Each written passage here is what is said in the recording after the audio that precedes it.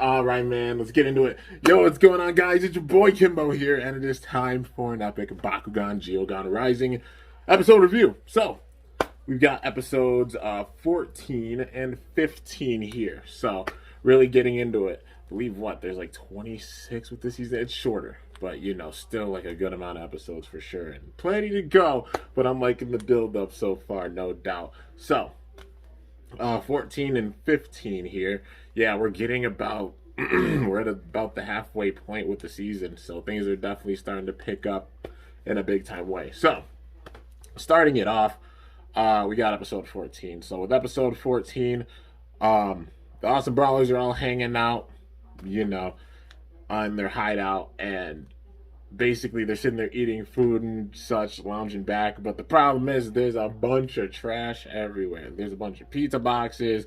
The Bakugan have been hoarding a bunch of stuff because they like collecting a lot of things, and they've been putting it in the closet or in the fridge actually. So Leah comes downstairs and sees that you already know how Leah is. She sees all of this trash everywhere and just loses her mind. Well, she's about to, but then she needed something from the fridge, and it was full of all the stuff that the Bakugan had gotten, and then something fell and hit her on her head. And she went off, dude. She's like, "We're taking everything to the dump now."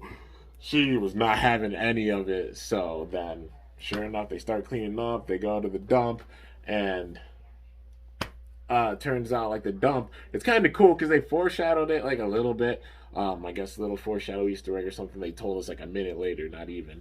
But when you go in, you just see a small little royalty chair, like a little throne, and it's like this bright, vibrant red and gold throne. But then you see all the trash in the back, and it's all gray. They make it all gray, and then sure enough, there's a princess that pops out, a little girl, and she's Princess Bethany. That's what she calls herself. And at first, like, she was upset that they were there, but then, the guys went along with it. Well, they all went along with it, and she was like, "I forgive you, peasants." But the only thing is Lightning is missing. Lightning and Farascal are gone. Lightning's climbing up to the top, and he finds a treasure. He pulls the treasure.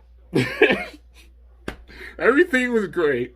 This is honestly a point where Lightning royally effed up. Like, he effed up bad.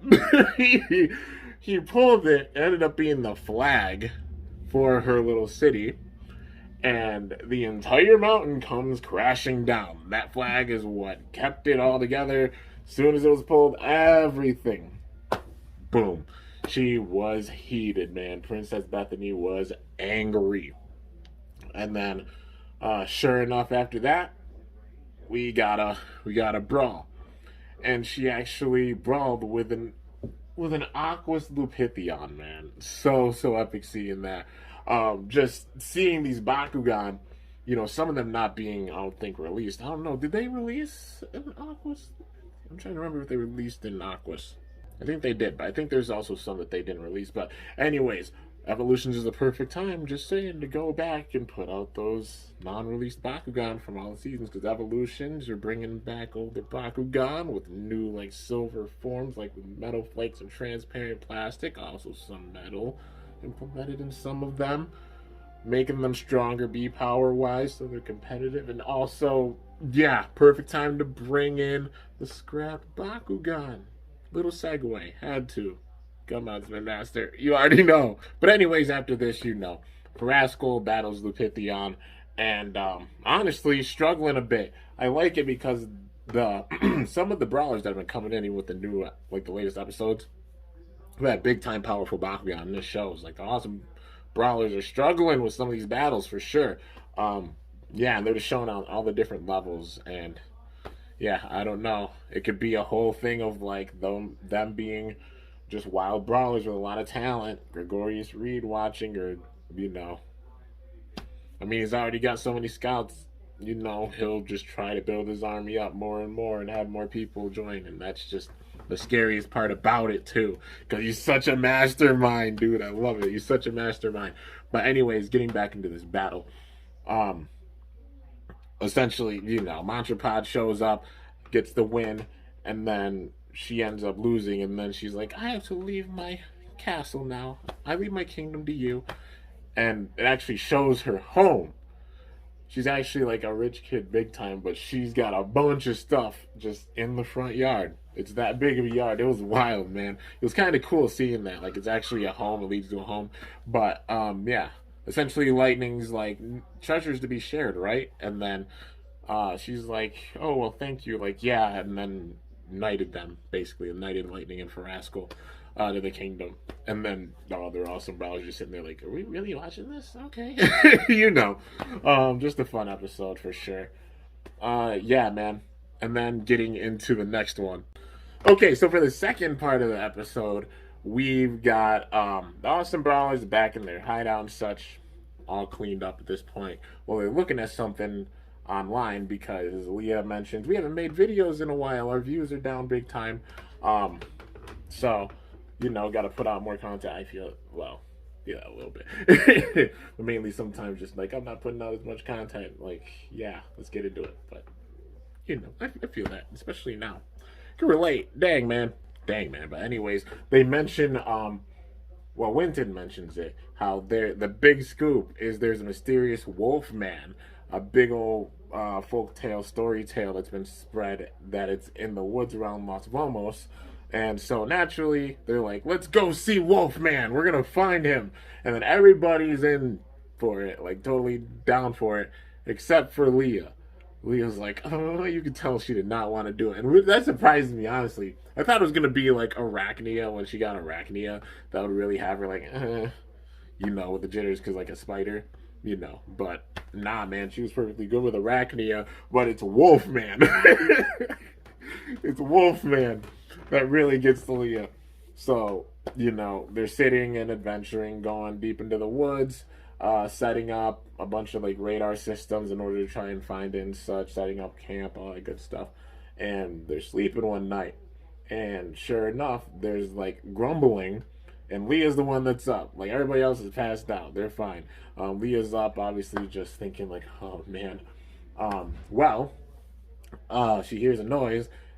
At first, she thought it was Lightning, because Lightning was sleeping right by her. And she's like, Lightning, don't startle me like that. And then she ended up going outside, and then she saw Wolfman. And she loses her mind, man. She lost her mind. And they all woke up. They're like, what? Like, what's going on? And then she fainted, But then the rest of the Awesome Brawlers go on, and they're following the tracks. And then sure enough, they finally get to the point where it stops and actually talks and speaks like, leave this place, like in those words, basically just saying like, leave these grounds now. And they're like, no, we got to get to the bottom of this. And then sure enough, it's Winton battling with with Falcron. Brain fart, you already know. But yeah, battling with Falcron. And honestly, I don't know if it was an actual Bakugan like the Wolfman had. I'm assuming it's like Aventus Lupithion, because like Wolfman, like he's a man. It's definitely a man, but then having a Bakugan, he had the power to fight like this, so it's definitely a Bakugan. It was a Wolf Bakugan. So it's just assuming Lupithion, so Aventus Lupithion probably. But yeah. Anyways, Winton summons Talon. And then Talon takes care of it. That's been a theme for like a lot of the battles lately. The Geogan. Showing off the Geogan a bit. But it's also putting over how strong these opponents are, But yeah, and the Geogan being the balance to things big time. But yeah. So then afterwards, it's revealed to be like a giant man. It's actually a man, with a big beard. And he's actually got like a Viking helmet on. He has a really sick design. I don't think they said his name actually. But, he goes back to their camp, and Leah's still sleeping, but he explains how he has a pack of like it's like the rare greyhound wolf, something like that. Well, people used to go around those woods all the time, except the they just caused trouble, and it was dangerous for the wolves.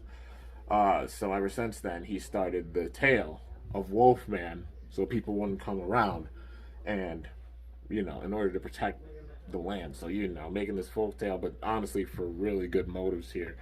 And then the wolves actually show up. It was pretty cool. They show up, on the cliff, looking out, and it was really cool seeing that for sure.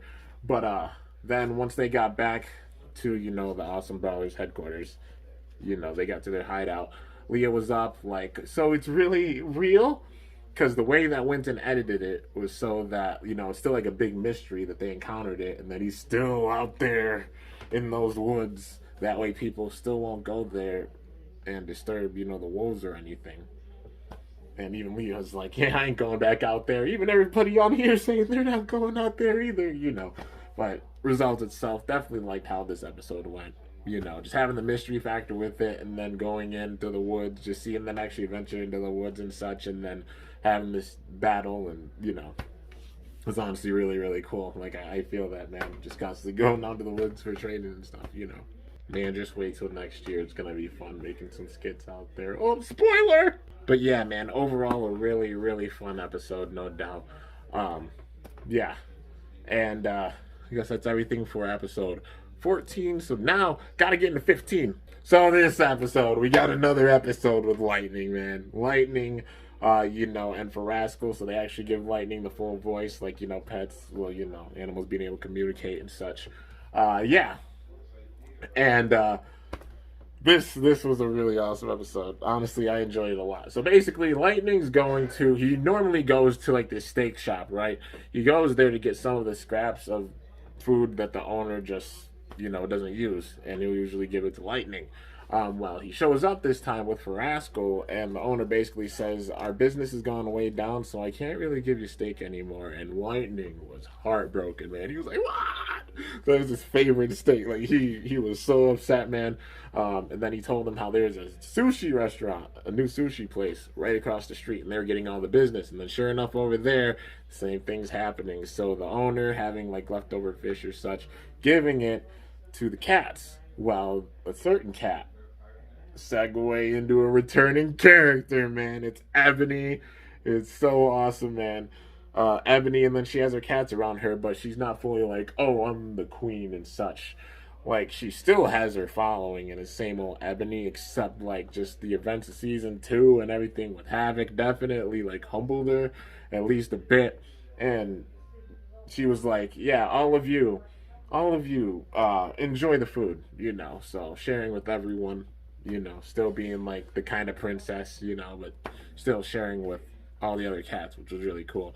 And then Lightning showing up, and basically Ebony just explaining everything, like, oh, after the events with Havoc and such, I had no one except this sushi restaurant owner found me, and just started like working there, just just going around being an adorable cat. And then since you have a new sushi restaurant and Ebony's sitting, just having Ebony there made it where people went in more, and then they gravitated even from the steak shop, so got all the business. And Lightning's like, wow, you're doing really well. And then Farasco reminded Lightning, like, you're here because they're gonna stop getting steak over there. And he's like, oh, that's right. Ebony, can you tone it down a little bit? And then she's basically like, no.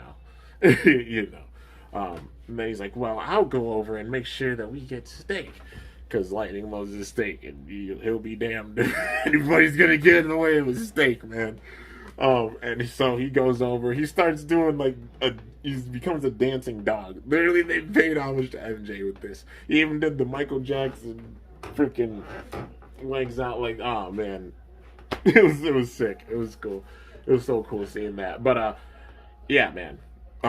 So then people started gravitating back to the steak shop. Then Ebony started noticing it, like, it's not as much, and I appreciate it, but yeah, they're taking our business. well, let's go rough him up, the other cats say. And then she's like, well, that sounds like a good plan. Except for Rascal goes over and talks with Ebony because, for Rascal's a cat, then naturally gravitating to the cat and was curious about the sushi and the fish. And honestly, I definitely appreciate how Ebony just explained how sushi is, how it's like an art too. Like, I mean, I like both steak and sushi, both of them, so it was really fun seeing this. But, yeah, man. Well, for Rascal's talking with Ebony, but then Ebony starts to plot with Rascal, like, you could go and mess up his performances over there and tell him to stop dancing. And then Rascal's like, no, I can't do that. And then Ebony got mad and launched out her Bakugan, so we got a Bakugan brawl going on here. She launches out Rayurazu. She has Rayurazu still, and is still very powerful. Definitely love that balance, man. Seeing characters from even previous season, like having Ebony come back from the second season. Heck yeah, man. All in for it. They're still bringing in the characters from previous seasons, and that's amazing. Absolutely love the way they're doing this, man. They're intertwining all of them while introducing new characters. Yep, it's sick. But anyways, Lightning shows up and catches Rascal, launches out Rascal, and then essentially, the battle being Ebony finding out that Lightning has a Geogan now. So Rayurazu putting up a good fight against Rascal. Then Lightning calling out Mantrapod showing up, getting the win over Rayurazu. And, at the end, Rascal's like, yeah, we won. And then Lightning's like, not really. Like, it's not about just winning. Like, he realizes it's not just about winning. Basically, he was just saying, like, just how there's every cat out there fighting for fish. There's every dog out there fighting for steak. And then, we could just share the people, just make it where we're both being successful, it doesn't have to be like one or the other, just kind of in a way like eating together and sharing the wealth and such, all that good stuff. And then she basically tells him good luck out there. But yeah, man, just I mean, it's the truth, you know what I mean? That's why I just be supporting big time around here whenever like even somebody's willing to like go and find a Bakugan or such for me, and they got a channel and such, and you say like, oh yeah, I've got a channel and stuff, would you help me? And like, yeah, I got you, man. Like, you already know it's about support Bakugan, support Bakuduber, support Bakugan. In the words of Haruren, you already know. Same thing for Beyblade, spreading the love, man. That's what it's all about, and this episode really bringing that point up big time, so yeah, definitely enjoyed it. Plus, seeing another episode with Lightning, like the focus on Lightning, Ebony coming back, yeah, got me big time hyped, dude. I wonder if just how she is, will she get greedy again and maybe like go like how she followed Havoc, maybe follow Gregorius Reed? I don't know. But yeah, man, getting into the last part of episode 15, we got a virtual game here. Basically, all the awesome brawlers show up in front of this dome. It's a virtual reality kind of game. They all step inside. They all get certain roles, So basically, let's see. Winton was a professor. Leo was a dancer. Lightning was a knight. Shun was a singer. Jeet was a thief. And, it's just funny because, he was a thief, but that's hilarious. Yeah. And it's also just keeping oh man, it's so cool. But then Dan was hoping he would be a knight. Dan was actually the jester, and he got so upset about it. Even when Dragon was trying to still hype him up, the other Bakugan were roasted too. Dude, it was bad. It was funny though. But yeah, it felt for Dan. But I was like, hey, the clown is a wild card. Why do you think there's like jokers? Some cards or such, even some card games are like, yeah, they're the wild card, so enough said. But anyways, man, so when they go through a bunch of different events, so, they had like, they had a dancing event, and then Dan was trying to dance, and, and then they had like, they had a log crossing event. We had to jump on platforms, and a G won that one because the balance and going so fast, keeping his balance, Arliss, you know. Then there's like a game show, and Winton won that one. Yeah, there's a singing one, and then Shun won that. And then there's a speed race, and Lightning won that one. Yeah, so all the other awesome brawlers won except for Dan. He was getting really down about it. But there was one last challenge, and then there was a door. So in front of this door, there's a bunch of different holes, and then you had to put your Bakugan in the right way, or so it was thought. Wow. Dan's like, I've got this. He just completely rolls out Drago and uses Twisting Inferno and busts through the door, man. And they were all like, you're supposed to put your Bakugan in the hole, Dan. What was that? And then you just, he broke the door open. He's like, yeah, we won it. And then you just hear somebody say, how would someone do something so idiotic? You just roasted. And then Everett Ray comes out, so it's shown, while Everett shows up, and then he's like, yeah, this is my game show, what to it? And then Ajit just still staying in role because the R was balanced, and plus treasure hunter, thief, and he actually went and looked over to the side and saw that there was a bunch of Bakugan there. So Everett was taking everybody's Bakugan at the very end of the game, but Dan honestly being the wild card with it, they wouldn't have realized it if they would have done it the standard way. So it shows Dan actually did win this, but he won it in a different way. He won it in the biggest way, actually, because they discovered that Everett was trying to take people's Bakugan. If Dan hadn't done that, they wouldn't have known. So, yeah, in his own way, Dan, won the biggest event. So, yeah, then after that, we had a brawl go on here, and it was really intense, man. So he was Drago, but Everett got a new Bakugan. He has none other than Demork. That's how you say it, too. Like, I didn't know if it was like Demork, I mean, potato still with them, but this is the way I'll say it from here on out, Demork, So he rolls out Demork, and then he has a special ability also when he hits the other opponent. Well, when he hits the opponent, his dark energy kind of saps away their B power. Yeah, and it's a really cool ability. But then like Drago gets out of it, and then sure enough, at the very end, it was actually a draw. It didn't end. Yeah, it didn't end with anybody losing or such, but it showed how strong Demork is, and I like that because they're building towards the big time fight here. It shows. Yeah, I'll explain it a little bit, but after that, Everett's trying to get out of there, and sure enough, they go back and they're like, yeah, that was really fun. That was a fun game show. Drago, do you want to battle like that again? Because in the middle of the battle, Dan was doing like gesture kind of movements, like just moving and stuff, like, just going with it. And Drago copied him completely. It was really hilarious. And it made it where Everett was getting so mad he was losing his cool. And because of that, he was battling recklessly, and then he took advantage of that. But before it was over, it got stopped. And Everett escaped.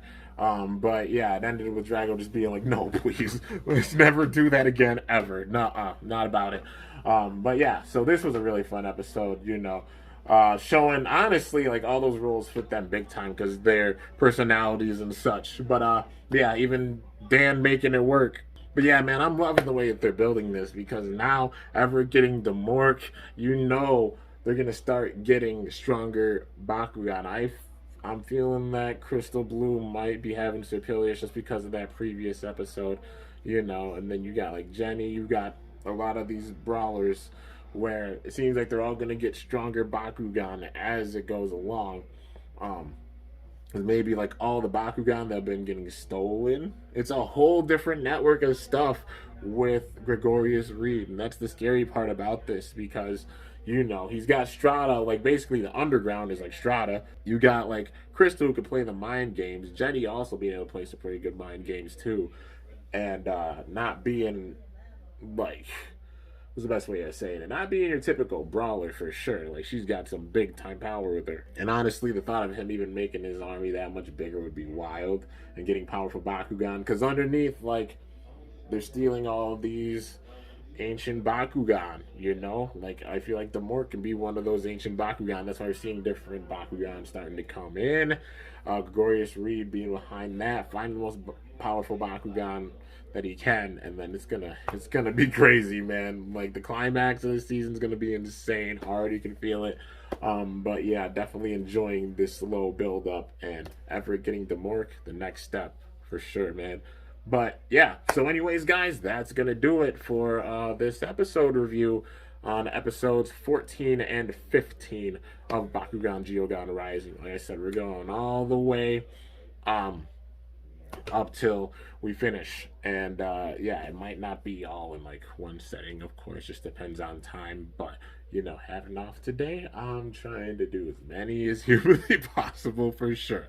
Yeah, and I'm absolutely loving it, dude. Can't wait to see what's gonna happen next with the show. Definitely loving this build up so far, and loving how they're acting with season 3 with the Geogan and such. It shows that balance still big time, maintaining balance with the game even. At this stage, we just got to see the cards. Big time, Spin Master. We just got to see the cards, man. That's the main thing we're missing. The episodes have been amazing. Honestly, the Bakugan themselves, the figures have been amazing. The hype for even Leonidas being made. Hopefully, other Bakugan that were scrapped in previous seasons, they didn't make versions of and such. This is the perfect time to release all of those. Evolutions, come on, man. And we're seeing some other older Bakugan getting special treatment and such, and a bit more power with them too. Come on, man. Come on. It's the time. If you're going to put them back in, definitely put them back. This is the perfect time to do so, and I really hope they do. Like with other Bakugan we haven't seen actually made, you know, like Artulian, like Tico. We're getting Leonidas. Oh my god, I hope we're getting in all the different factions. But yeah, just a regular Klaptor would be absolutely epic to see. Gorillion. Imagine they do like Gorillion itself is like a core Gorillion Infinity. Like that version, they could just call it Gorillion Ultra. How it looked as Infinity. As an Ultra, that would be sick, dude. Like, yeah, I picked them all up. You already know. Yeah. Just that and literally cards. And you got like a perfect game here for sure. Definitely itching for those cards. A lot of us are. So many of us are, including me. You already know. But anyways, guys. Also, if you want to see me just make a video on my hopes for season 4, let me know in the comments. I'll definitely be willing to do it. Just trying to get through season 3 before talking about everything with season 4. Once we see how it all pans out with season 3, then I'll go fully into like hopes for season 4. But yeah, if you want to see that, let me know in the comments. Anyways, hope you guys enjoyed. If you did, be sure to slice that like button down below. Let me know how I did. If you're new to my channel, definitely be sure to subscribe for some epic content because I upload daily. And if you haven't already, be sure to ring that bell by my channel name to be notified whenever I upload a video. So yeah, guys, till next time, it is your boy Kimbo signing off. See you guys later. Thanks so much for watching. Till then, stay awesome and Bakugan Brawl. I'm about to here.